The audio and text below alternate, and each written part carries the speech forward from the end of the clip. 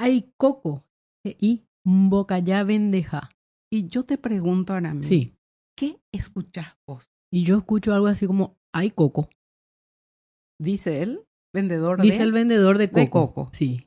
Pero hay Suena, coco. sí, ¿Verdad? suena castellano. Sí. Sin embargo, esa palabra está escrita en guaraní. Ah. Ujú. Hay coco en guaraní significa sobrevivo. Ah. Se vive, sobrevivo. Ujú. Y se le agrega, para darle la gracia, Mm.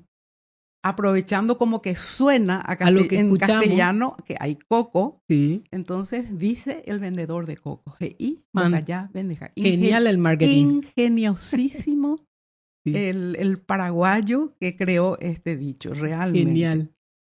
Es eso, Arami. Ujú. Hay coco y bocayá bendeja, dice el que sobrevive. Ujú. Es eso. Ujú. Es sobrevivir realmente. Ujú. Pero eso, con el subtítulo, naturalmente, al leer se entiende mucho mejor. Ujú.